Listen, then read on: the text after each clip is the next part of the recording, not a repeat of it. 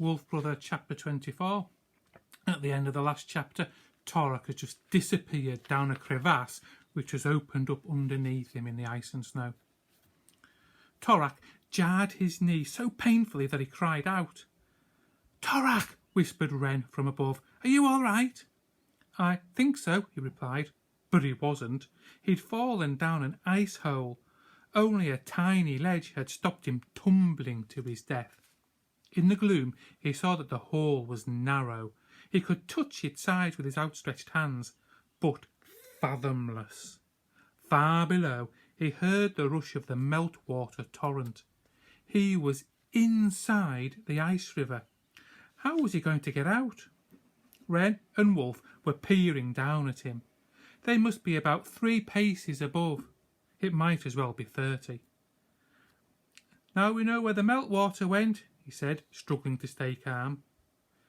"You're not that far down," said Wren, trying to encourage him. "At least you've still got your pack."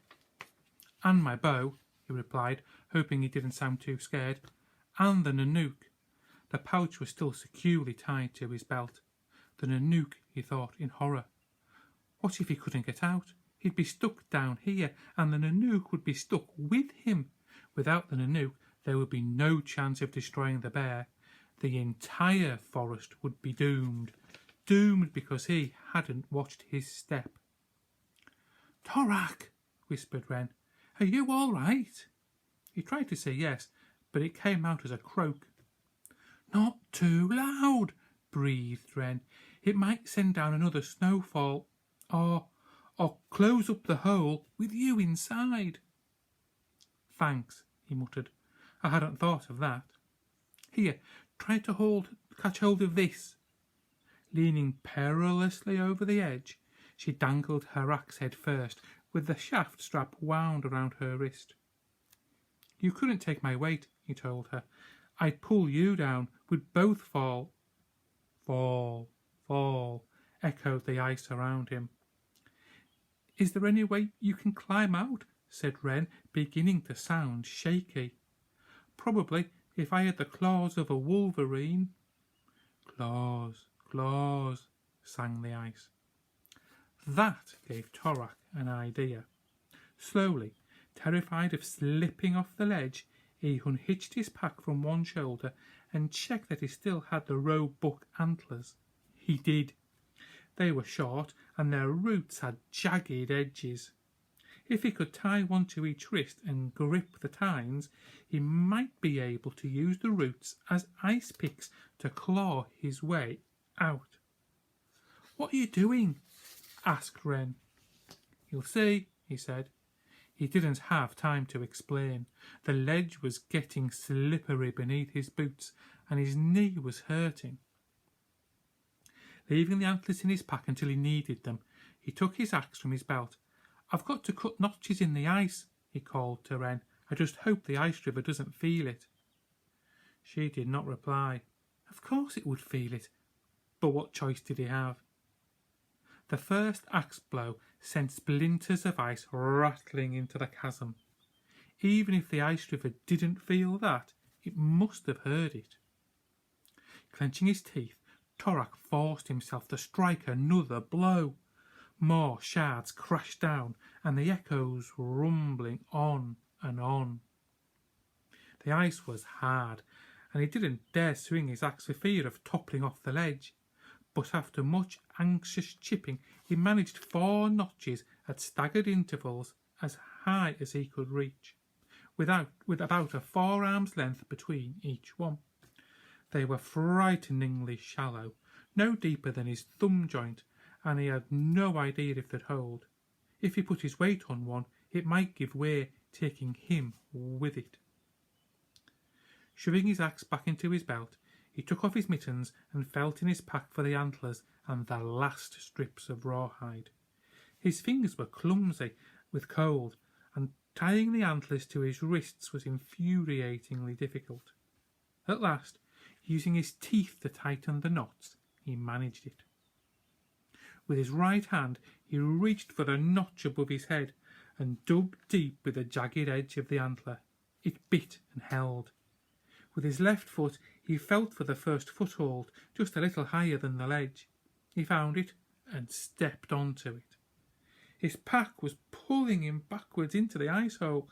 Desperately he leaned forwards, pressing his face into the ice, and regained his balance. Wolf yipped at him to hurry. Snow showered down into his hair. "Stay back!" Wren hissed at the cub. Torak heard sounds of a scuffle. More snow trickled down. Then Wolf gave a peevish growl. "Just a bit further," said Wren. "Don't look down." Too late. Torak had just done so and caught a sickening glimpse of the void below. He reached for the next handhold and missed, snapping off a crust of ice that nearly took him with it. He fought for the handhold and the antler bit just in time. Slowly, he bent his right leg and found the next foothold, about a forearm higher than the one he'd stepped onto with his left. But as he heaved himself onto it, his knee began to shake. "Oh, very clever, Torak," he told himself. "You have just put all your weight on the wrong leg, the one you hurt in the fall." "My knee's going," he gasped. "I can't." "Yes, you can," urged Wren. "Reach for that last handhold. I'll grab you." His shoulders were burning. His pack felt as if it were filled with rocks. He gave a huge push and his knee buckled. Then a hand grabbed the shoulder strap of his pack and he was half pulled, half pushed out of the hole. Torak and Wren lay panting at the edge of the ice hole. Then they heaved themselves up, staggered away from the ice cliffs and collapsed in a drift of powdery snow. Wolf thought it was a huge game and pranced round them with a big wolf smile. Wren gave way to panicky laughter. "That was far too close. Next time, look where you're going." "I'll try," panted Torak. He lay on his back, letting the breeze waft snow over his cheeks. High in the sky, thin white clouds were stacking up like petals. He'd never seen anything so beautiful. Behind him, Wolf was clawing at something in the ice. "What have you got there?" said Torak. But Wolf had freed his prize and was tossing it high and catching it in his jaws in one of his favourite games. He leapt to catch it in midair, gave it a couple of chews, then bounded over and spat it out on Torak's face. Another favourite game. "Ow!" said Torak. "Watch what you're doing." Then he saw what it was. It was about the size of a small fist, brown, furry and oddly flattened, possibly by an icefall. The look of outrage on its little face struck Torak as inexpressibly funny. "What is it?" said Wren, taking a pull at the water skin. He felt laughter welling up inside him. A frozen lemming. Wren burst out laughing, spraying water all over the ice.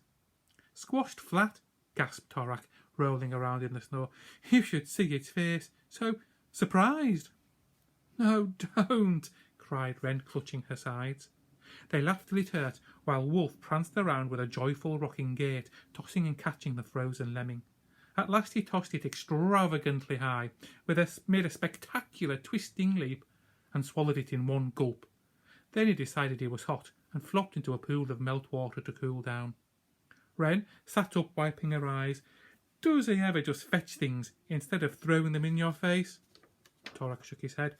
"I've tried asking him. He never does." He got to his feet. It was turning colder. The wind had strengthened, and the powdery snow was streaming over the ground like smoke. The petal-like clouds had completely covered the sun. "Look," said Wren beside him. She was pointing east. He glanced round and saw clouds boiling up over the ice cliffs. "Oh, no," he murmured. "Oh, yes," said Wren. She had to raise her voice above the wind. "A snowstorm!" The ice river had woken up, and it was angry. Hope you enjoy that one. Bye-bye.